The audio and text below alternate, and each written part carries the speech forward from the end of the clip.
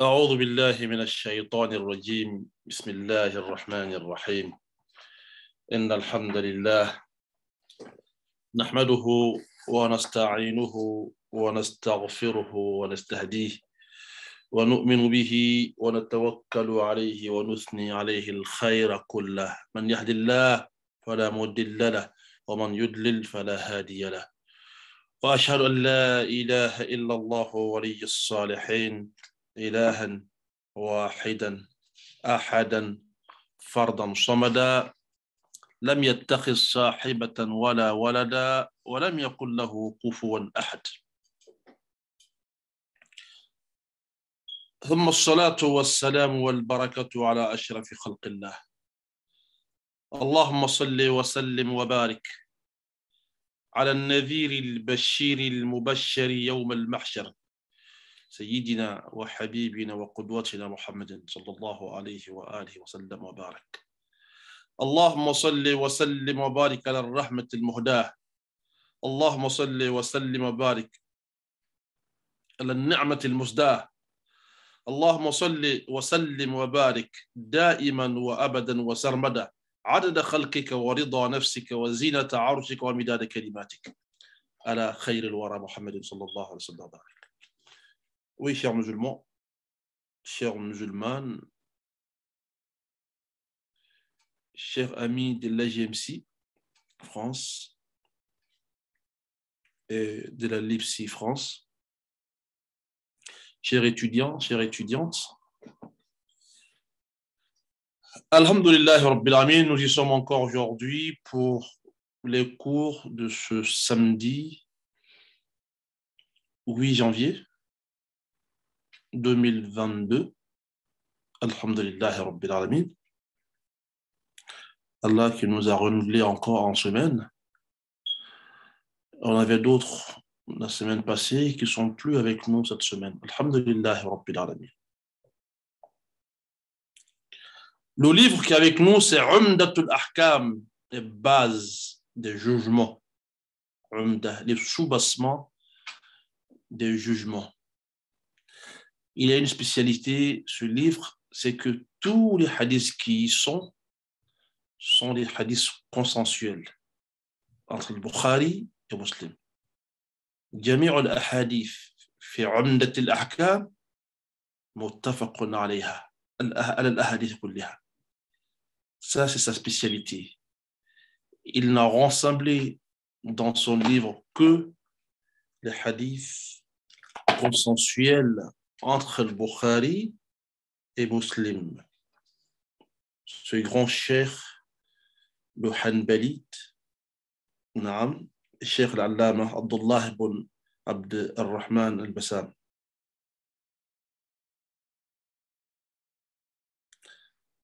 Donc, aujourd'hui, Inch'Allah, nous allons commencer les cours d'un hadith numéro 31.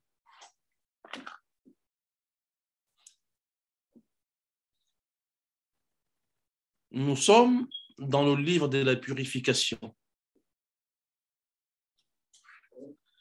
Et nous sommes dans le chapitre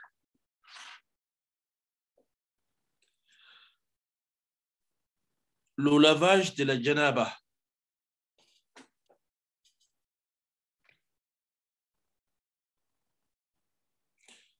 Nous avons essayé la fois dernière avec notre maman Aïcha d'expliquer comment faisait le lavage de la grande ablution Sayyidina Muhammad sallallahu alayhi wa sallam wa barak. Comment est-ce qu'il faisait le lavage de janaba, les grandes ablutions. Si je ne me trompe pas, on en a vu deux. On en a vu pour Aïcha, on en a vu pour Maïmouna. Deux des épouses de son prophète Mohammed sallallahu alayhi wa sallam wa barak, qui nous ont relaté comment ce que leur mari faisait le grand lavage des grandes ablutions qui est Ghusl al-Janaba. Aujourd'hui, on commence hadith numéro 31, qui est un hadith d'Abdullah ibn Omar. Ibn Omar. qui fait partie des gens qui ont la chaîne des transmissions la plus authentique. Selon le Muwatta, le livre d'Imam Malik, qui est le premier livre de la jurisprudence et de, n'est-ce pas, hadith qui a apparu après le Coran. Vous savez qu'avant, on écrivait, c'était chez nous à la maison, c'était pas compilé dans un livre. Imam Malik est le premier qui a eu le courage de rassembler tous les hadiths dans un seul livre. Et il a donné le livre le nom Al-Muwatta.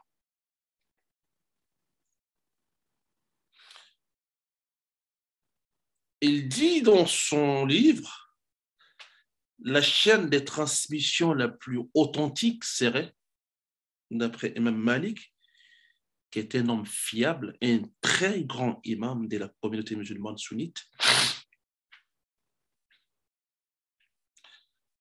La chaîne de transmission la plus authentique chez lui, c'est quand lui, Malik, il dit que mon maître m'a dit, son maître, c'est Nafi'. C'est Nafi' qui nous donne la version du Coran d'après Warsh. Quand on dit riwayat Warsh, c'est depuis Nafi'. C'est par le canal de Nafi'. Donc, Imam Malik, il lisait le Coran, riwayat Warsh. Non. Quand Imam Malik dit, mon maître m'a dit que Nafi était esclave chez Ibn Omar, chez le fils de Omar, qui est Abdullah ibn Omar. Mon maître Nafi m'a dit que son maître, qui est Ibn Omar, lui a dit, et son père, qui est Omar, lui a dit, que le prophète a dit, non seulement ils sont proches, ils sont fiables, ils sont authentiques, c'est la chaîne de transmission la plus authentique chez lui, l'une des plus belles chaînes de transmission chez tous les muhaddithins.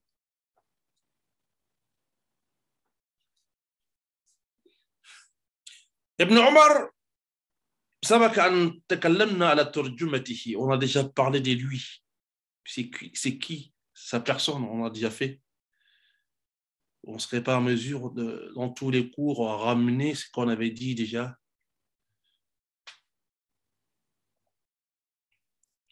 Abdullah ibn Omar, on va lire le hadith. الحديث 31 عن عبد الله بن عمر عن عمر بن الخطاب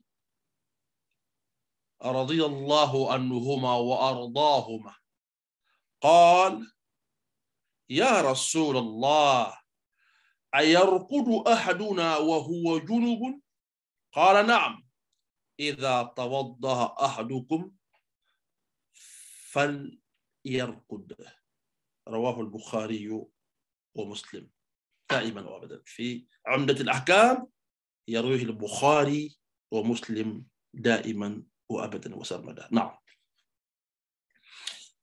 Hadith numéro 31. Selon Abdullah ibn Omar, le fils de Omar, son père, qui est Omar ibn al-Khattab, interrogea le messager d'Allah un jour. L'un d'entre nous peut-il dormir alors qu'il se trouve dans l'état de la grande impureté, le janaba?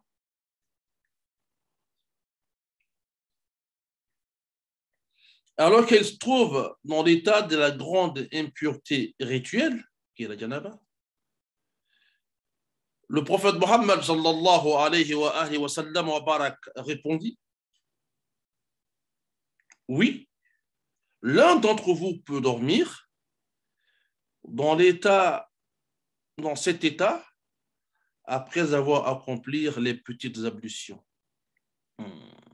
Après avoir accompli les petites ablutions. Naam, chers musulmans. Naam. Hadith, il est consensuel entre Sahih al-Bukhari ou Muslim. Donc, un hadith authentique. Parce que vous savez, dans l'islam sunnite, le hadith qui a plus de grades, qui est tous les autres, c'est quand Al-Bukhari et Muslim disent tous les deux, oui, le hadith est bon. Quand le hadith se retrouve chez le Bukhari ou Muslim, ça veut dire que le hadith il est authentique. Non. Non.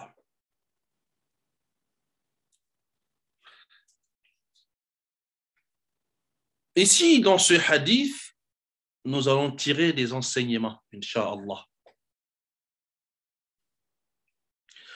Mais avant même de tirer ces enseignements, nous allons poser des questions et répondre. Et les répondre.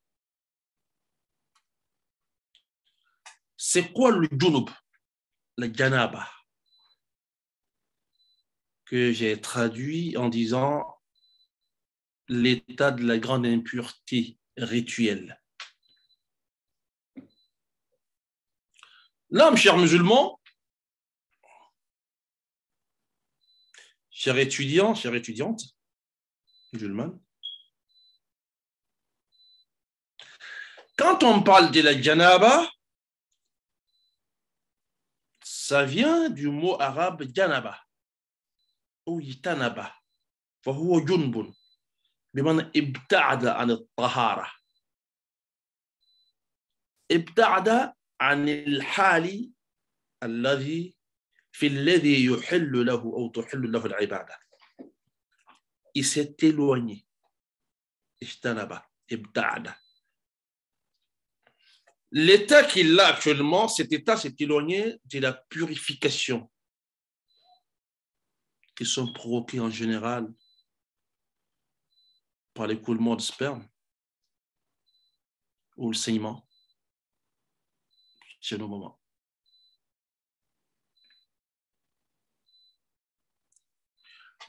Parce que l'homme, naturellement, on a été créé propre. C'est des situations qui vont se mélanger à nous, qui fera de nous impropres, qui va causer des souillures. Sinon, normalement, on a été créé propre. Un enfant qui n'a pas l'âge de la puberté est propre. Il prend le Coran, il rentre dans la mosquée, il fait tout ce qu'il veut, jusqu'à ce qu'il atteigne l'âge de la puberté et qu'il se retrouve dans l'impureté, dans la souillure. En ce moment, on va lui dire non, tu ne peux pas faire ça. Non. Dans ce hadith, on comprend que l'état de la janaba, qui est l'état de l'éloignement de la purification, quand on est dans la janaba, c'est-à-dire qu'on est dans un état loin de la purification, ça veut dire qu'on est dans la grande impureté rituelle qui est causée par des choses qui s'immiscent dans notre vie. On n'est pas avec ces choses-là. C'est pourquoi, quand tu vas chez les savants de la sharia et tu leur demandes c'est quoi la janaba, ils vont te dire que c'est des faits qui viennent en nous après des moments de vie et qui essayent de changer une nature en nous. Vu que la nature humaine est propre, quand ces choses vont rentrer dans notre vie et qu'ils vont changer, elles vont changer la nature, on est chaque fois obligé de se purifier pour revenir à la nature. Parce que la nature humaine, c'est la propreté, c'est la purification. Et ces choses peuvent être causées par le sperme, par l'écoulement de sang, le saignement, et aussi par d'autres choses que l'on pourra expliquer le moment venu, Inch'Allah. Et ces interpolations, ce changement qui intervient dans notre vie, nous empêchent alors d'adorer Allah comme on veut tant qu'on ne se serait pas purifié. Non. Ce hadith est authentique. Il est chez l'imam al-Bukhari, il est chez l'imam Muslim. La chaîne de transmission est propre, claire. Aucune maladie là-dedans. Donc, un hadith authentique. Le hadith montre aux musulmans que quand on est dans l'état de l'impureté, rituel bien sûr, avant de dormir, il est fortement recommandé, n'est-ce pas, de faire les ablutions. La première recommandation d'abord, c'est de faire la grande ablution ou les grandes ablutions, roche de Janaba. C'est de faire les grandes ablutions. Là, l'état de la Janaba s'éloigne de toi, tu es dans la purification totale et tu dors. C'est ce qui est recommandé le premier. Mais comme très souvent, ça cause une gêne, parce qu'on sait que la Janaba, on l'a très souvent parce qu'il y a eu un rapport intime. Oui. Si l'islam obligeait aux musulmans, après chaque rapport intime, d'aller laver d'abord la janaba, les grandes ablutions, avant de revenir, de refaire un autre rapport intime, ça serait une gêne pour les musulmans. Sinon, c'est ce qui est recommandé. Le musulman, s'il peut, il ne dort jamais dans l'état de l'impureté. Mais l'islam étant soucié, mais très soucié, ou soucieuse, une religion, de l'état de ceux-là même qui pratiquent l'islam, qui sont les musulmans, alors l'islam va ouvrir une porte de facilité. C'est à ce moment, Omar ibn al-Khattab, le deuxième calife, le deuxième remplaçant du prophète Mohammed, sallallahu alayhi wa sallam wa barak, après Abu Bakr Siddiq, qui est le premier, va interroger le prophète Mohammed, sallallahu alayhi wa sallam wa barak. Ô messager d'Allah, est-ce que l'on peut dormir dans l'état de l'impureté, dans la janaba, rituel? Oui, Omar, on peut dormir dans cet état si, n'est-ce pas, on a fait les petites ablutions pour faciliter. Même les petites ablutions qu'on doit faire n'est pas une obligation, sauf une parole chez le Malikite, on verra, Inch'Allah. Tout ça montre la facilité de cette religion. Mais le mieux serait de ne jamais dormir, n'est-ce pas, chers musulmans, avec la janaba, quand on peut. Tout faire, essayer de se laver entre les deux rapports, au minimum, essayer de faire les petites ablutions à l'eau. Non. Qu'est-ce que les savants vont tirer de ce hadith? Est-ce qu'ils vont nous dire, à l'accoutumée, chers musulmans, on a envie de s'arrêter sur chaque hadith et vous relater les avis des savants, ceux que nous suivons parce qu'ils suivent les traces de Sayyidina Muhammad sallallahu alayhi wa sallam. Ceux qui pensent que quand tu es dans le mazhab, tu ne suis pas le prophète, c'est une grave erreur. Ceux qui ont créé des mazhabs ne sont pas des personnes qui ont innové à l'islam. Il prend le hadith, il prend la situation, et il ramène sa compréhension. Même hadith, ils peuvent avoir 3 compréhensions différentes. C'est pas parce que toi, tu as compris autre chose aujourd'hui que ta compréhension sera mieux que les leurs. Non. les avis des écoles juridiques par rapport à ces hadiths. Est-ce que le musulman peut dormir après s'être essuyé? Je parle ici de la grande impureté rituelle qu'est la janaba.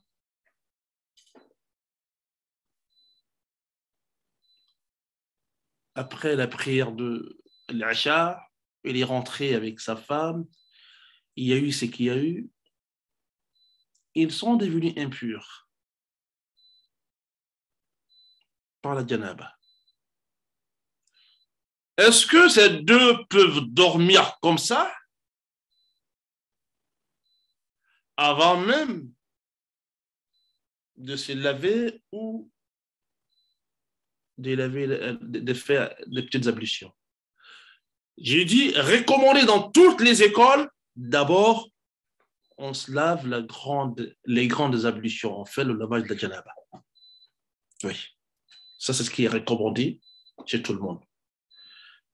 Mais en sachant que c'est une difficulté, alors on va prendre ce hadith qui nous donne cette facilité. Chez les Shafi'ites et les Hanbalites, les deux, Imam Ahmad était élève de Imam Shafi'i pendant 6-7 ans, en tout cas pendant plus de 5 ans. Et les deux vécurent ensemble. Imam Shafi'i était, quand il a quitté l'Irak, s'est installé, n'est-ce pas, en Égypte, où il trouvera la mort. Et Imam Malik est resté en Irak. Les deux s'écrivaient, se parlaient, même s'ils n'étaient pas d'accord sur des jugements, mais Ahmed demandait les avis d'Imam Shafi'i dans les jugements, et Imam Shafi'i aussi demandait les avis d'Ahmed. Quel respect! Pourtant, Shafi'i est le maître d'Ahmed. Mais Shafi'i avait un respect immense pour Imam Ahmed. Si je ne me trompe pas, je vous l'ai déjà dit quand on faisait l'introduction aux écoles juridiques. Quand ils vont demander à Imam Shafi'i, quand il va arriver en Égypte, au Caire, Imam, est-ce que tu connais quelqu'un aujourd'hui en Irak comme imam? Est-ce que tu connais une personne en Irak comme imam, laquelle ses propos seront des vrais, des propos véridiques, des propos qui pèsent? Il va dire oui. Quand j'ai quitté l'Irak, je n'ai laissé personne d'autre que Ahmed, qui était l'homme le plus instruit sur la terre. Ya Allah. Non. Non, on va y aller. Chez l'école Shafi'ite et l'école Hanbalite, Yustahab, c'est recommandé que celui-là même qui est dans l'état de la grande impureté rituelle, qui est dans la janaba, c'est recommandé qu'il fasse les petites ablutions à l'oudou avant de dormir. C'est recommandé en faisant les petites ablutions, c'est recommandé de se laver le sexe, de se laver partie intime. Oui. Parce qu'il y a d'autres hadiths qui parlent de ça, même si ces hadiths ne sont pas ici. Non. Donc, chez l'école shafi'ite, école hanbalite, c'est recommandé, c'est la sunna mustahabba, que l'on fasse les petites ablutions à l'oudou entre deux rapports. Oui. Même si on n'a plus envie de faire de rapport, après un rapport, avant de dormir. Oui. Même si on n'a plus envie de dormir, après un rapport, avant de manger, avant de boire, avant de faire autre chose. C'est aussi permis. Ce n'est pas parce qu'on vient de faire un rapport charnel que nous sommes dans l'obligation de dormir maintenant, là, même si c'est reposant. Non, il n'y a pas d'obligation. Dans l'école shafi'ite et l'école hanbalite, c'est recommandé. Sunna mustahabba. Que l'on ne dorme pas dans un état de l'impureté grave, qui est la janaba. Il faut au moins assouplir cette impureté par, n'est-ce pas, les petites ablutions. Alors, si on fait la grande ablution, oh là, c'est le jackpot. C'est ce qui est mieux. Mais il n'y a aucune obligation, ni pour les grandes ablutions, ni pour les petites ablutions. Nous sommes encore avec l'école shafi'ite et l'école hanbalite. Les deux sont d'accord dessus. Ils ont les mêmes propos, les mêmes preuves, les mêmes hadiths. L'une de leurs preuves, c'est le hadith qui est avec nous. Omar qui interrogea le prophète Mohammed, sallallahu alayhi wa sallam wa barak, qui demanda au prophète, est-ce que quelqu'un qui est dans l'état de l'impureté rituelle, qui est dans la janaba, est-ce qu'il peut dormir? Le prophète dit oui, il peut dormir si il a fait les petites ablutions, al-wudu. Ça, c'est la preuve, la première. Il y en a d'autres qui parlent. En ce qui concerne le lavage des parties intimes, il y a aussi un autre hadith dans lequel le prophète dirait, sallallahu alayhi wa sallam, il serait mieux pour lui qu'il se lave partie intime et il fasse al-wudu, les petites ablutions avant de dormir. Donc, ces deux écoles ont tiré de ces hadiths que c'est recommandé, ce n'est pas obligé. C'est recommandé de se laver, n'est-ce pas, la partie intime, de faire les petites ablutions entre deux rapports pour quelqu'un qui voudra revenir, après le rapport avant de dormir, après le rapport avant de manger, avant de travailler, avant de faire quoi que ce soit, pour ne pas rester dans l'état de l'impureté.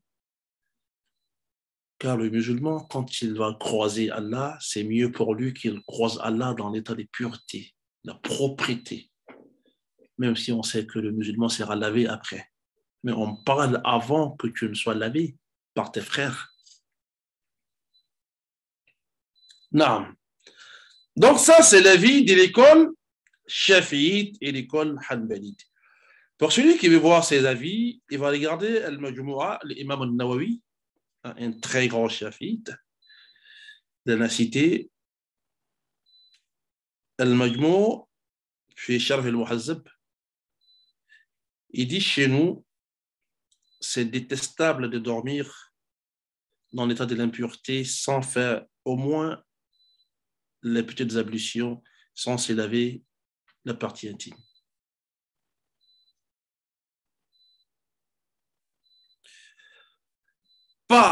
Il va continuer, pas seulement pour refaire un autre rapport charnel, un autre rapport intime, mais pour toute chose. Pour dormir, pour manger, pour rentrer, pour sortir, pour t'asseoir. Quand tu finis, c'est mieux pour toi que tu fasses au moins les petites ablutions. Si tu peux t'en débarrasser, lève-toi, va te laver, en même temps c'est fini, on ne parle plus de la janaba.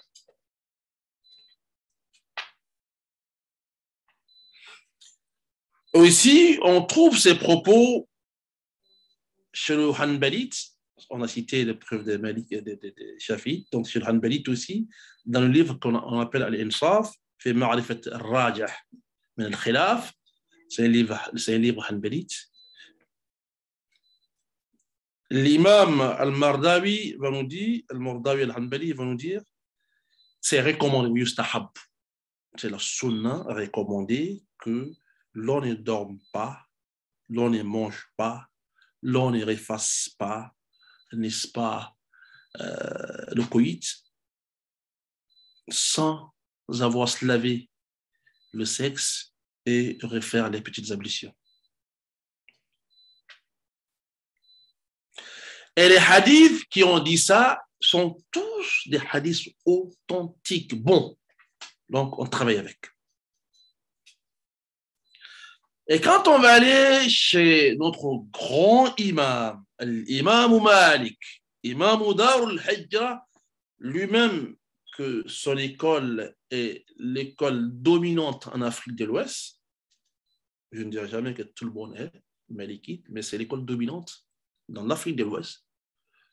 Même quand tu prends le Maghreb, à part l'Égypte qui est restée chiite, quand tu prends le Maghreb, tu prends l'Algérie, la Tunisie, le Maroc, tu descends par la Mauritanie, on arrive en Afrique de l'Ouest par Sénégal, Gambie, n'est-ce pas, Guinée-Bissau, Guinée-Conakry, Mali, Côte d'Ivoire, Burkina Faso. On traverse, on va de l'autre côté vers le Ghana, Niger, tout ça, Nigeria, Bénin, Togo. Tous ces pays sont dominés par l'école malikite. Parce que quand nous avons reçu l'islam chez nous, ceux que nous ont ramené l'islam, ceux qui ont été l'objet de nous ramener l'islam, parce que c'est Allah qui nous a ramené l'islam, Allah est passé par ceux-là qui étaient des malikites. Naam. Dans l'école malikite, il y a deux avis. C'est très rare, mais il y en a. L'école malikite qui est connue par être solitaire tout le temps dans ses avis, c'est l'école hanbalite qui a très souvent deux avis, et l'école shafiite. Ces deux écoles, ils ont très souvent deux avis. Et même Shafi'i, quand il était en Irak, il avait un avis. Quand il a changé de pays et qu'il allait s'installer, n'est-ce pas, en Égypte, il a eu d'autres avis dans le même jugement. Donc, très souvent, dans l'école Shafi'ite, il y a deux avis. Et chez l'école Hanbalite, on peut même dire, dans 80% des jugements, l'école Hanbalite a deux avis. Tu vas trouver un avis très dur et l'autre moins dur. L'école Hanbalite. Ça, c'était les savants qui contrôlaient la situation de celui qui venait demander avant de répondre. Dans l'école malikite, il y a deux avis. Premier avis, c'est une obligation. Ouais, notre très grand cher l'école malikite, notre école à nous, l'école de l'Afrique de l'Ouest, va te dire que oui, c'est une obligation. Ça, c'est le premier avis. Deuxième avis, c'est une recommandation. Non. Pour voir ces propos, on va se rendre dans un livre, le livre de l'imam Abdullah Muhammad Ali al-Maliki. Il va nous dire dans son livre Minh al-Jalil, Sharh Mukhtasar al-Khalil. Qu'est-ce qu'il va dire? Il n'y a pas de doute chez nous, dans notre école, que Al-Junub, celui qui est dans l'état de la grande impureté rituelle, il n'y a pas de doute chez nous que on lui ordonne de faire le wudu comme la norme. On lui ordonne, ordre, donc ça veut dire obligatoire. On lui ordonne de faire les petites ablutions avant de dormir. Et juste après, il va dire quoi?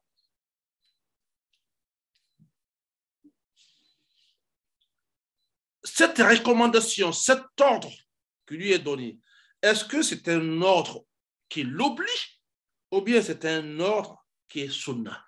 Il va dire, chez nous, les deux avis ont été dits. C'est-à-dire, il y a un avis qui rend le fait de faire les petites ablutions après un rapport intime avant de dormir obligatoire, ou bien qui fait ça, pas obligatoire, mais c'est quand on veut. C'est recommandé, c'est pas quand on veut, c'est recommandé, parce que tout ce qui est recommandé sunna, quand on fait, on a des ajr, on a des hasanat, on est récompensé. Quand on ne le fait pas, on n'est pas blâmé. D'accord?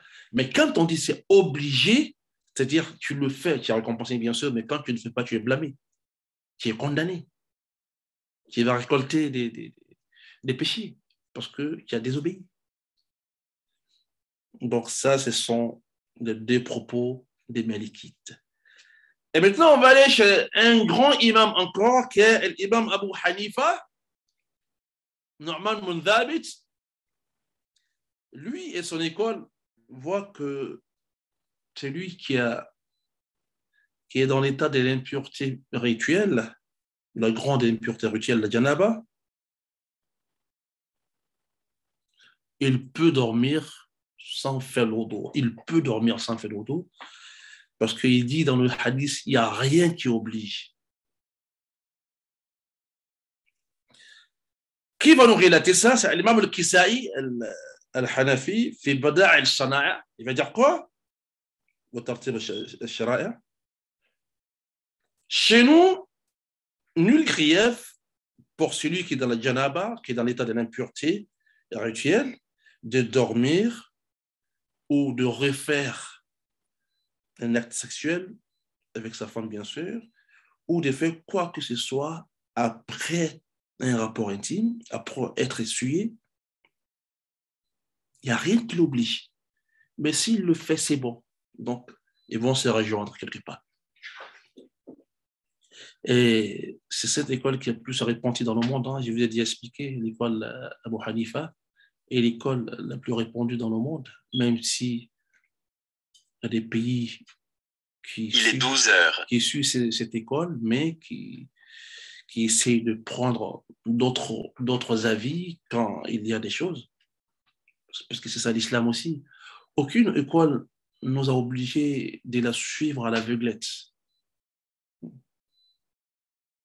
Par exemple, dans les trois écoles, chez Imam Malik, chez Imam Shafi'i, chez Imam Ahmed, dans les trois écoles, ce n'est pas permis de prendre zakat al-fitr à monnaie. Zakat al-fitr doit être dans le denrée alimentaire. Mais aujourd'hui, que ce soit les Malikites, les Shafi'ites, les Hanbalites, ils ont tous adopté leurs écoles. Aujourd'hui, les pays Malikites, les pays Shafi'ites, les pays Hanafites, ils commencent à apprendre parce qu'ils ont vu que l'avis qui a été donné par Imam Abu Hanifa, qui n'avait pas assez de preuves, hein, il a donné cet avis parce que c'est sa pensée. C'est un avis qui est majoritaire.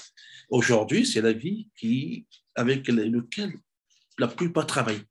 Mais quand on regarde dans la sunna, c'est le hadith, c'est l'avis minoritaire. Mais dans la sunna, c'est qui a été pratiqué par le prophète Mohammed, sallallahu alayhi wa sallam, c'est de donner zakat al-fitr dans le denrée alimentaire, dans la nourriture du pays. C'est ce que les trois écoles ont dit.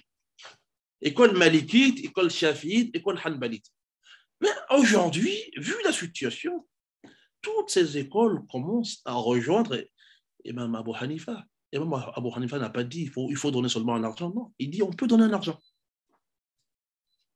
Quand on voit que la nécessité aujourd'hui de l'argent prime très souvent que de donner un sac de riz.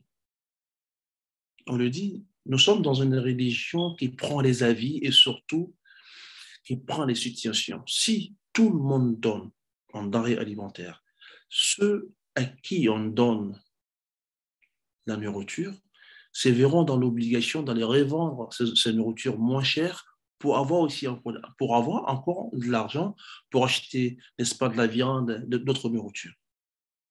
D'accord? C'est pourquoi ici, chez nous, il n'y a pas de discussion. Ceux qui ramènent de la nourriture, alhamdoulilah, on prend. Ceux qui ramènent de l'argent, alhamdoulilah, on prend. On essaie de mélanger.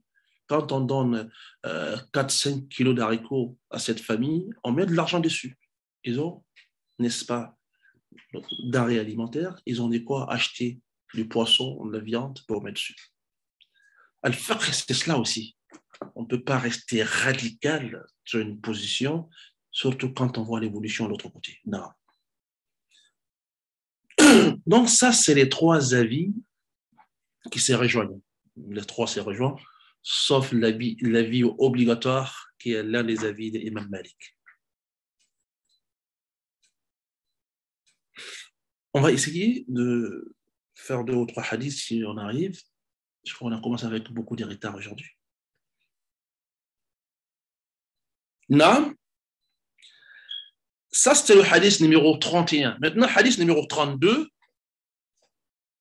عن أم سلمة زوج النبي صلى الله عليه وآله وسلم وبارك قالت جاءت أم سليم امرأة أبي طلحة إلى رسول الله صلى الله عليه وآله وسلم فقالت يا رسول الله إن الله لا يستحي من الحق هل على المرأة من غسل إذا هي احتلمت فقال رسول الله صلى الله عليه وآله وسلم نعم إذا رأت الماء.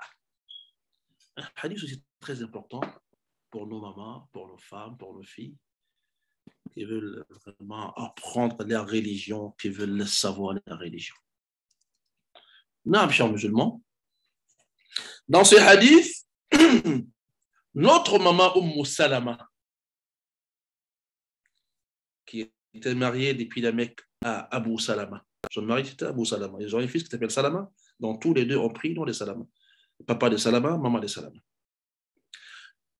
Salama a perdu son mari à Médine.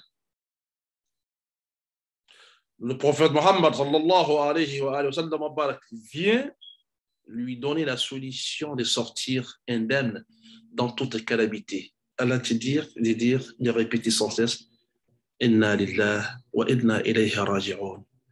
De ne pas tomber dans des fourberies, des propos que d'autres récitent dans les moments de calamité, dans les moments des épreuves.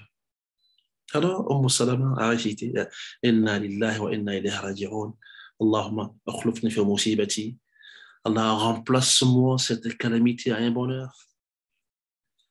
Et après sa période de veuvage, disons, le prophète Mohammed sallallahu alayhi wa sallam est venu lui proposer le mariage. Donc, elle est devenue l'une des épouses de saint prophète Mohammed sallallahu alayhi wa sallam. Elle était beaucoup âgée. Elle avait plus d'expérience de la vie que la plupart des femmes du prophète Mohammed sallallahu alayhi wa sallam. Même si elles, toutes à part Aïcha et Marie al-Qibtiyya, je crois qu'il y a une troisième qui n'était pas mariée avant, elles ont toutes été mariées avant d'être avec le prophète Mohammed sallallahu alayhi wa sallam. Je ne sais pas si c'est Jawhariya, je pense que c'est elle, qui est la fille d'un roi qui a été capturé dans une bataille. Je pense que c'est elle. Donc Aïcha, Maria, al-Qibtiyya et Jawhariya, c'est les trois qui n'avaient pas été mariés avant le prophète Mohammed sallallahu alayhi wa sallam, suivant toutes les autres. Donc c'est Salama qui nous relate ce hadith. Qu'est-ce qu'elle va dire? Elle va dire, Salama, l'une des épouses du saint prophète Mohammed sallallahu alayhi wa sallam, dit Ja'at Sulaym, la mère de Sulaym est venue. D'accord? La mère de Sulaym, c'est qui? C'est la maman de Anas ibn Malik. Oui. Oui. Car Malik va rendre l'âme. Malik, c'est le papa de Anas. C'est lui et sa femme qui ont pris l'air garçon, qui ont fait de lui le valet du prophète Mohammed sallallahu alayhi wa sallam, pendant toute sa période médinoise. Anas était avec lui nuit et jour. On lui a donné. Et quand son mari Anas mourut, pour se remarier avec Qatada, pour se remarier avec Abu Qatada, Sahal, son vrai nom c'est Sahal. Cette femme s'est dit d'elle, disons, dans l'histoire, que c'est la femme qui a eu, n'est-ce pas, la dot la plus élevée. Oui. Ouh là là, on va me demander c'était quoi sa dot. Sulaym, la mère de Anas, le valet, le garçon du prophète Mohammed, sallallahu alayhi wa sallam, Sulaym va se remarier avec Abi Qatada. Elle va lui demander la dot la plus élevée au monde. Ouais. Vous savez que la dot n'a pas de limite. Hein? Vous le savez quand même, la dot n'a pas de limite. Mais si vous la montrez, c'est ce qui est recommandé. on rend la dot facile pour que la jeunesse puisse se marier. Souvent, les jeunes ont envie de se marier, mais qui n'ont pas les moyens, et les parents ont mis la barre tellement haut que la jeunesse a peur. Pourtant, on doit les aider, on doit les pousser. Tu ne peux pas pousser quelqu'un à le mettre dans une chose qui est difficile, qui est dure, mais on peut pousser quelqu'un pour le mettre dans une chose qui est facile et faisable. Sulaym va demander à Abu Qatada. Abu Qatada va venir demander la main de Sulaym en mariage. Elle veut dire quoi? Abu Qatada, un homme comme toi ne peut pas être refusé par n'importe quelle femme. Tu travailles, tu es bien portant, tu es un homme bien bâti, tu as de quoi à t'occuper d'une femme, physiquement, moralement et financièrement. Mais non, moi je te demanderai de rentrer dans l'islam et ce sera ma dot. Ya Allah. Quand je dis c'est la dot la plus élevée au monde, il y en a qui ont écrit à 150 millions de tonnes de l'or. L'islam est plus lourd que tout ça. Elle a demandé la conversion d'Abu Qatada. Une fois que tu te convertisses, je deviens ta femme. C'est ma dot à moi. C'est pourquoi dans l'histoire de l'islam, on dit la femme qui est la dot la plus chère au monde et la plus chère de l'histoire. Parce qu'elle a demandé l'islam comme sa dot. Et Abu Qatada s'est converti, c'était sa dot, et ils ont fait le reste de leur vie ensemble. Oui, au soleil. Si tu ne connais pas cette femme encore, quand le prophète Mohammed sallallahu alayhi wa sallam était très souvent fatigué, il partait se reposer, c'est celle-là. Là. Parce qu'ils avaient une maisonnette chez eux qui était tellement bien, qui chauffait moins. Et comme les gens ne manquaient jamais chez le prophète Mohammed, il arrivait à se reposer chez lui. Quand il est fatigué, très souvent, il partait faire ses siestes chez Sulaym. Une fois qu'il rentre, Sulaym et son mari sortaient pour le seul prophète Mohammed. Et c'est elle très souvent qui prenait les sueurs de son prophète Mohammed. Le hadith, il est chez Imam Muslim authentique. Un jour, le prophète va la surprendre. Elle est en train de prendre. Le prophète va surprendre Sulaym en train de prendre ses sueurs. Elle récupère les sueurs du prophète Mohammed. Elle va dire, mais qu'est-ce qui se passe?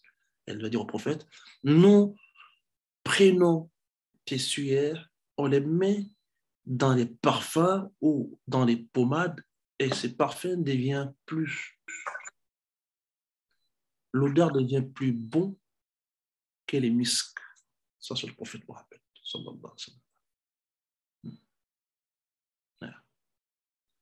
Quand on prend ta sueur et qu'on le mélange aux pommades, on guérit les enfants avec d'autres versions. Et quand on met dans le parfum sent plus bon que le musc. C'est on ne va pas s'arrêter là. On va essayer de continuer le hadith. Elle sait qu'elle vient demander quelque chose qui consiste à avoir de la pudeur. Entre papa et enfant, il y a des causeries qui ne se passent pas. On ne parle jamais du sexe. Non. Entre maman et sa fille, on ne parle jamais de ça.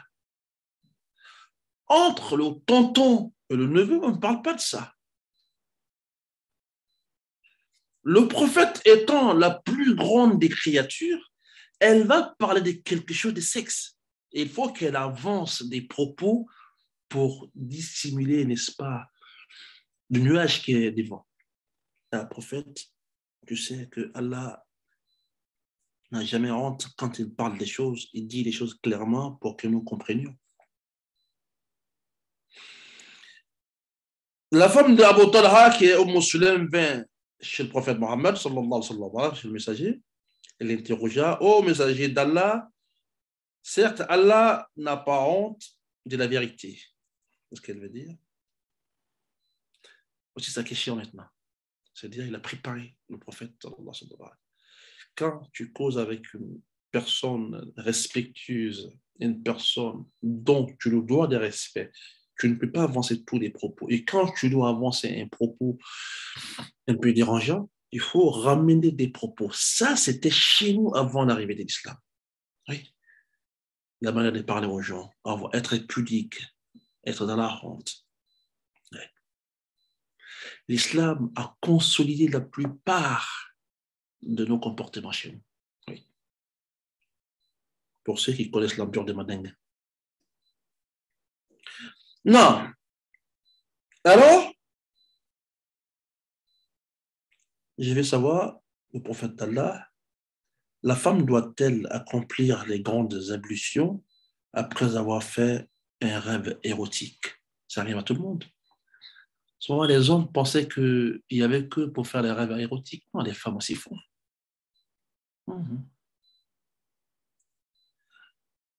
Salama, qui était très âgée, s'est étonnée. Peut-être qu'elle ne l'a jamais fait, elle ne l'a jamais entendu. Le prophète va dire quoi? Le prophète va dire, sallallahu alayhi wa sallam, oui, elle a l'obligation de faire la grande janaba, de faire le grand lavage, les grandes ablutions, si elle s'est vue sale, si elle s'est vue mouillée. C'est la condition. C'est comme l'homme qui fait un rêve érotique. Non? En songe, il s'y voit avec une femme. En songe, il s'est dit que il y a eu quelque chose entre eux. Mais il n'a pas éjaculé. Il se lève le matin, il n'est pas sale. Il ne voit rien. Il n'est pas obligé de faire la grande ablution ou les grandes ablutions qu'il a janab. Il n'est pas obligé parce qu'il n'est pas sale. La femme est aussi comme ça. C'est tellement pareil. Elle fait un rêve érotique. Elle se voit avec un homme. Elle voit ils sont passés à l'acte. Mais le matin, quand elle se réveille, elle ne voit pas qu'elle est sale. Elle n'est pas mouillée. Il n'y a rien. Il n'y a aucune souillure en elle. Elle n'est pas obligée de laver la janaba. Mais attention, quand on voit moindre chose, il faut laver la janaba. Et très souvent, il y a l'écoulement, c'est vrai, mais comme ça s'est passé au milieu de la nuit et on est parti à gauche, à droite, souvent on se lève, on ne sait pas s'il y en a. Donc il est préférable alors qu'on fasse les grandes ablutions. Et quand Sulaim va poser la question et que le prophète va répondre, ce n'est pas ici, mais dans une autre version, chez Imam Ahmed, Salama, qui était âgée, elle va dire, ah, la femme aussi peut concevoir l'eau que l'homme voit. Le prophète va dire, oui, oui bien sûr, Salama. C'est quelle question ça? Si la femme ne donnait pas cela, comment est-ce que l'enfant peut leur ressembler? C'est parce que aussi elle a une jouissance, c'est parce que aussi elle perd les liquides que à la fin l'enfant peut ressembler à la femme ou aux parents de la femme, comme l'enfant peut ressembler au papa. D'accord?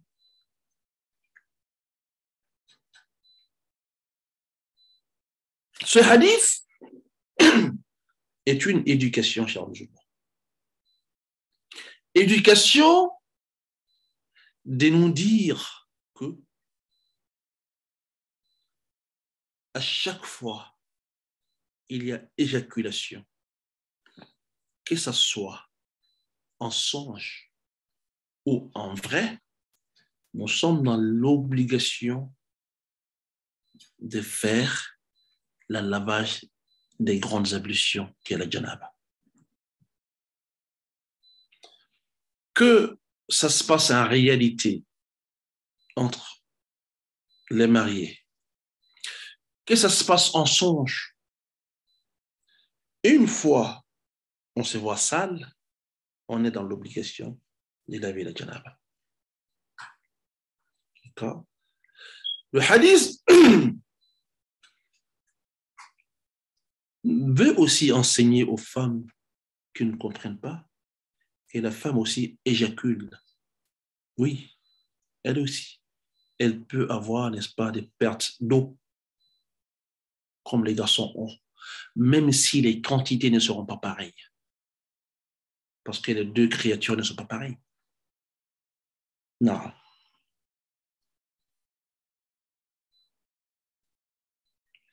Et dans cette situation, après chaque rêve érotique, et qu'on se voit sale, on doit laver la janaba, les grandes ablutions. Oui. Dans ces hadiths, on comprend que la pudeur ne doit pas empêcher l'apprentissage. On veut demander quelque chose, on veut savoir quelque chose, on veut apprendre quelque chose, même si on est pudique, on est la fille la plus pudique au monde, on doit demander, même en avançant des propos qui peut, n'est-ce pas, déblayer un peu la route, qui peut, d'accord? La pudeur ne doit jamais nous empêcher, chers musulmans, de, n'est-ce pas, chercher le savoir, de poser des questions, d'apprendre. Oui. Même si on est pudique. Le prophète, sallallahu alayhi wa sallam, nous dit dans un hadith que chez Imam Ahmed, authentique, quand il passa et que le grand frère est en train de gronder son petit frère parce qu'il a trop honte, il n'avait même pas parlé aux femmes. Mais tu as trop honte, si tu continues comme ça, tu n'auras rien. Le prophète lui dit, laisse ton frère et sache que la pudeur ne ramène que du bonheur. Oui, c'est louable la pudeur. Mais quand la pudeur fait que tu ne peux pas parler, tu ne peux pas demander, tu ne peux rien faire, alors ça devient une pudeur problématique. On est tous pudiques, mais il y a des choses on demande avec intelligence. Tu vois, souvent on a peur de demander de l'argent à papa. On a honte de demander de l'argent à papa. Papa, vous savez, papa, tu sais que hier, ce que tu m'avais donné, bon, quand je suis allé à l'école, tu avances des propos déjà pour déblayer la route. Papa va comprendre tout ce qui se passe. C'est tout ce qu'on apprend. L'islam est une religion complexe. Non seulement il nous montre le côté culte, mais il nous montre le côté humain aussi. C'est très important. On ne vient pas, bon, je vais savoir ça comme ça. Non. Va avec le bon comportement, va avec la douceur, va avec l'intelligence. Et surtout quand c'est des propos un peu pudiques. Donc, je pense que ces deux hadiths vont nous suffire pour les cours d'aujourd'hui, Inch'Allah. On va résumer. On n'a fait que deux hadiths aujourd'hui, 31 et 32. Est-ce que je suis obligé de laver les janaba, les grandes ablutions, après un rapport intime, avant de dormir? Non, je ne suis pas obligé. Mais si je le fais, c'est bon. Ce qui m'est recommandé, c'est, n'est-ce pas, de faire les petites ablutions. Non. Les écoles divergent. Chez Abu Hanifa, tu peux dormir sans rien faire. Tu peux refaire, n'est-ce pas, le coït sans passer par le cage des ablutions. Tu peux te lever et venir manger, venir travailler sans forcément faire les ablutions, tant qu'il n'est pas l'heure de la prière, bien sûr, parce que quand tu auras l'heure de la prière, tu seras dans l'obligation de faire le lavage de janaba avant de faire la prière, sinon tu es impur, tu ne peux pas. L'impureté est sur toi. Donc, on parle sur ce cadre-là. Et chez Imam Malik, il y a deux avis, un avis qui t'oblige et un avis qui recommande Sunnah. Imam Ahmed et Imam Shafi'i, ils ont pris les deux hadiths qui parlent textuellement pareil, sans aucun rajout. Ils disent, avant de dormir ou avant de refaire le coït, il faut se laver la partie intime, il y a un hadith dessus. Et aussi, il faut faire minimum les ablutions, les petites ablutions pour dormir ou refaire, comme c'est dans le hadith. Et le deuxième hadith qui est avec nous aujourd'hui, c'est le hadith de Umm Salama, en disant que Umm Sulaym, la maman de Anas bin Malik, est venue interroger le prophète Mohammed au sujet des rêves érotiques. Une femme qui rêve, qui songe dans son rêve, et elle voit qu'elle est avec un homme. Ils ont passé à l'acte. C'est-à-dire ils ont couché ensemble en songe. Est-ce que cette femme est dans l'obligation de laver la janaba? Le prophète dit oui, si elle voit qu'elle est mouillée. Si elle se voit sale le matin, oui, elle est dans l'obligation. Mais si elle ne voit rien du tout, elle n'est pas obligée. Toujours, on recommande de le faire parce que souvent, on ne sait pas. C'est aussi valable pour les hommes. Les hommes et les femmes sont tous pareils dans cette situation. Et Umm Salama qui ne savait pas que la femme aussi avait l'eau, peut-être elle l'a mal compris, Allahu A'lam. Le prophète va dire, bien sûr, que la femme éjacule aussi, elle a de l'eau. Sinon, comment est-ce que l'enfant peut la ressembler dans notre hadith? Grosso modo, aujourd'hui, c'est ce qu'on a vu. Inch'Allah, on a vu des très bons hadiths qui nous enseignent notre religion, la purification. Et après le tawhid, c'est l'unicité d'Allah. Après l'unicité d'Allah, la purification d'une des bases de l'islam, parce que c'est la propriété. Et quand vous savez que notre religion est la religion des propres, on bannit toute souillure en islam. Une fois qu'on est sale, on se relève tout de suite pour devenir propre. Oui. On va à la mosquée, on est propre, on sent bon. Quand on dit Amin, notre bouche sent bon. Elle sent très, très bonne. Oui, ne soyez pas des musulmans qui ont cru que c'est la saleté qui fait l'islam. Là, ça, c'est archi faux. C'est de salir l'image de l'islam. Le musulman est propre. Le musulman a une bonne odeur. Les femmes, c'est autre chose. Ce n'est pas permis à une femme musulmane de se parfumer pour sortir. Je dis bien, de se parfumer pour sortir. Si elle se parfume, c'est les habits qu'elle porte à la maison devant son mari. Mais quand elle sort, elle va travailler, elle peut mettre des déodorants qui n'éclatent pas, qui restent sur elle pour qu'elle-même se sente bon. Les déodorants ne s'éclatent pas, ça ne sort pas, l'odeur ne sort pas. On fait une différence. Donc, la femme musulmane n'est pas une femme qui se parfume pour sortir, je dis bien. Parce qu'on voit très souvent nos mamans. Et une fois, j'ai eu l'occasion de dire à une maman à Abidjan, quand j'ai dit ça, depuis que je suis né, j'ai jamais entendu ça. Il dit, peut-être que c'est vrai, mais je ne t'aurais jamais mentir si je n'ai pas vu écrit. C'est interdit islamiquement. Il y a même un hadith très grave, hein, dans lequel le prophète va dire, sallallahu alayhi wa sallam, la femme qui sort de chez elle étant parfumée, elle a commis la fornication. Elle a commis la fornication. Le hadith est authentique. La femme qui sort de chez elle parfumée, elle a commis la fornication ou l'adultère. C'est un peu grave quand on arrive à ce niveau. Donc, on essaie d'inculquer. C'est une culture qui n'est pas trop chez nous maintenant. Essayez doucement. On ne fait pas avec la force, on essaie d'expliquer. Vous croisez une femme, toute sa jeunesse, elle faisait ça. Du jour au lendemain, c'est difficile pour elle d'arrêter. Mais vous l'expliquez, vous lui donnez des déodorants Nivea ou autres qui ne claquent pas, qui ne donnent pas d'odeur derrière, seulement parce qu'elles, souvent, ce sont les femmes qui ne veulent pas sentir de mauvaise odeur. Oui, c'est vrai. Mais seulement quand on met sur les habits, c'est pour quelqu'un d'autre, c'est pas pour soi. Quand c'est pour c'est les déodorants. Wallahu a'lam. On va essayer d'arrêter les cours d'aujourd'hui ici. J'espère bien qu'on a compris de des hadiths. S'il y a une ou des questions, on va prendre ça pour clôturer, Inch'Allah. Assalamu alaikum wa rahmatullahi wa barakatuh. Wa alaykum assalam wa rahmatullahi wa barakatuh. Shukran Imam pour votre intervention. Merci. J'ai une question. En fait, est-ce qu'on peut On prendre avait qui là? Je ne sais pas c'est qui. ces deux choses, Inch'Allah. Ah, c'est le tonton de mon très cher ami, Docteur Baba. Non, c'est vrai. Je lui dis bonjour des passages, hein, parce qu'il me suit maintenant, mais avec une identité cachée. Je ne sais pas c'est quelle identité, Docteur Baba. Non, merci beaucoup, Baba.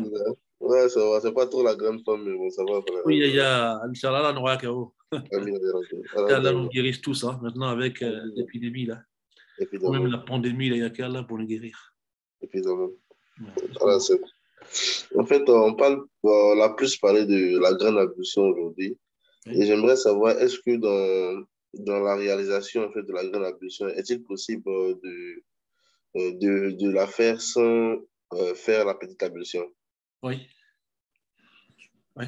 C'est possible de faire la grande ablution sans faire les petites ablutions. Comme on fait, on rentre à la douche avec l'intention de faire la grande ablution, la janaba. Mhm, On se lave 3 fois la main, les deux mains, comme on le fait.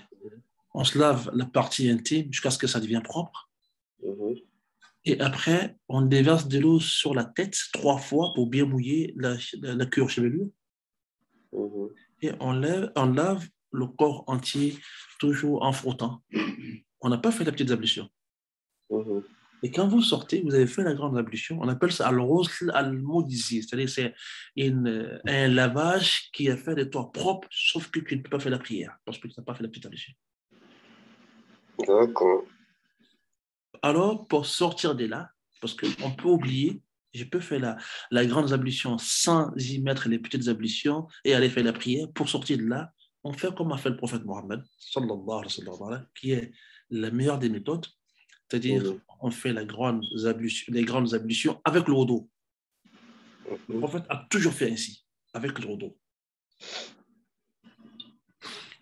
Pourquoi les savants ont dit oui, on peut faire sans cela? Parce que quand tu regardes dans les hadiths, on va te dire, si tu touches aux parties intimes, ou à la partie intime, mhm, les petites ablutions sont annulées. mhm.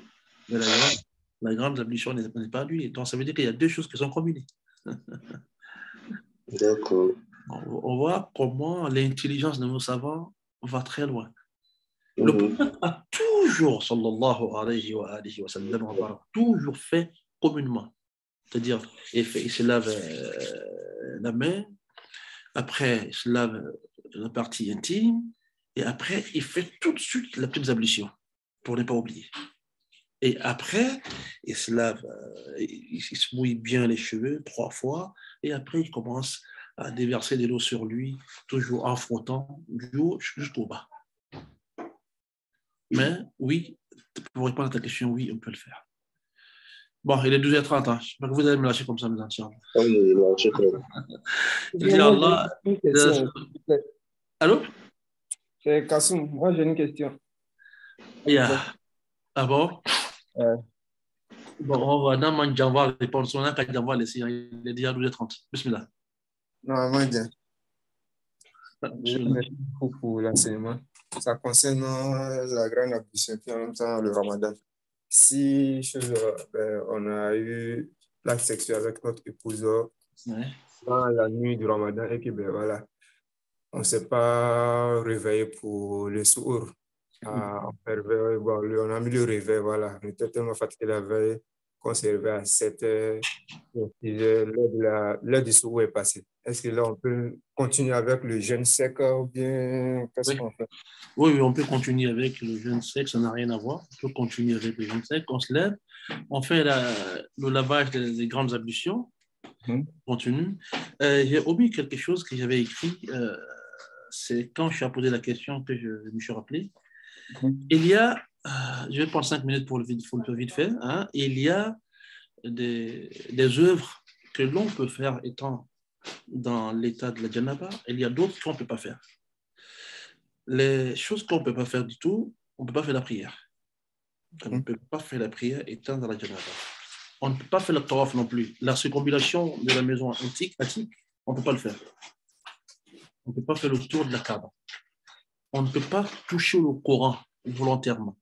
Va montrer à ton papa. Ramasse tout ce bouton là, tu vas lui montrer.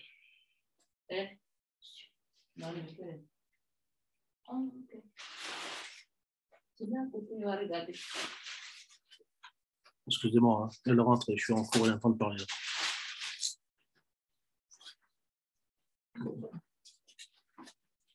Lire le Coran aussi est une interdiction chez la majorité. D'accord? Sauf si c'est pour apprendre. Une fille qui a ses menstrues, elle va dans une école, on apprend le Coran. On ne peut pas lui dire de sortir chaque fois. Elle va arrêter les cours, donc sauf si c'est pour apprendre. Ou bien si c'est pour faire des doigts. Parce qu'il y a des versets coraniques, ce sont des doigts. Je vais rentrer dans la voiture, il est Subhanallah, c'est un verset coranique. Donc, sauf pour lire, sauf pour apprendre, sauf pour faire des doigts, sauf pour faire des dhikr. La hawla wa la quwwata illa billah, c'est un verset coranique, en même temps, c'est dhikr. D'accord? Donc, quand c'est comme ça, oui, sauf cela. Sinon, la lecture du Coran est une interdiction dans l'état de janaba. D'accord? Donc, sauf pour apprendre, sauf pour... Après, aussi, c'est interdit de rentrer dans la mosquée. Et on ne peut pas y rester non plus. Même ceux qui t'autorisent de rentrer vont te dire, mais il faut traverser, mais on ne peut pas y demeurer. Et aussi, pour traverser la mosquée, il y a d'autres avis qui disent oui, tu peux le faire, mais l'avis majoritaire, c'est de dire que non, tu ne peux pas le faire, parce que même quand tu traverses, tu rentres quand même. D'accord? Chez les Malikites et chez les Hanafites, c'est interdit même de traverser la mosquée. Chez Shafi'ites et chez Hanbalites, c'est autorisé de traverser la mosquée dans l'état de l'impureté. On ne peut pas prendre le Coran, sauf si c'est pour quelque chose. Tu dois déménager, tu dois changer la place du Coran pour ne pas qu'il y ait une souillure tombe dessus. D'accord? En tout cas, tu es obligé de toucher, sinon, pour ces raisons, là, on peut toucher le Coran. Sinon, étant dans l'ablution, on n'a pas le droit de toucher, de prendre le Coran. D'accord? Alors, on peut toucher le Coran pour faire des dhikr. L'intention n'est pas de lire le Coran. On peut lire le Coran pour le dhikr. L'intention n'est pas de lire le Coran, mais c'est de prendre des versets pour faire des dhikr.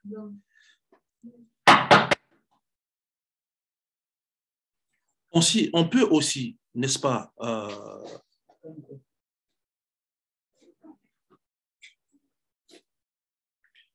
on peut aussi, n'est-ce pas,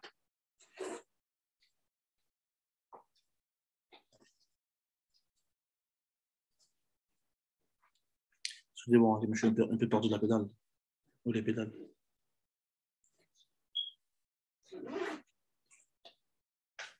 Voilà. On peut faire des zikrs dans l'état de l'impureté. On peut faire Subhanallah, Alhamdulillah, Astaghfirullah, La ilaha illallah, Allahu Akbar dans l'état de l'impureté. On peut aussi, n'est-ce pas, se laver le sexe pendant cet état. On peut aussi, n'est-ce pas, faire la petite ablution. On peut aussi dormir dans cet état. On peut manger, d'accord? Et si on se réveille, c'est la question de frère qui m'a réveillé là. Si on se réveille alors que on est dans l'état de l'impureté pour un jour de Ramadan, alors on est tout excusé de continuer le jeûne sec parce qu'on ne pourra pas avoir l'occasion de manger le sahur parce que le temps étant déjà passé. Donc, on est aussi dans la légalité. Donc, pour dire très brièvement, excusez-moi, hein, on est mélangé les cours. Donc, on va arrêter pour aujourd'hui ici, Inch'Allah. اللهم لا علم لنا الا ما علمتنا فعلمنا ما ينفعنا وانفعنا بما علمتنا وزدنا علما. ربنا اتنا في الدنيا حسنه وفي الاخره حسنه وقنا عذاب الدنيا وقنا عذاب النار وادخلنا الجنه مع الابرار يا عزيز يا حكيم يا رب العالمين. ربنا لا تزغ قلوبنا بعد إذ هديتنا وهب لنا من لدنك رحمة إنك أنت الوهاب إن الله وملائكته يصلون على النبي يا أيها الذين آمنوا صلوا عليه وسلموا تسليما اللهم صل وسلم وبارك على سيدنا محمد وعلى آل سيدنا محمد كما صليت وسلمت وباركت على سيدنا إبراهيم وعلى آل سيدنا إبراهيم في العالمين إنك حميد مجيد وآخر دعوانا أن الحمد لله رب العالمين. À samedi prochain, Inch'Allah, ce sera Boulough al-Maram. Non, ce sera Riyad al-Salihin. Excusez-moi. Salam alaikum. Wa alaikum salam wa rahmatullahi wa barakatuh. Barakallahu fik. Salam alaikum.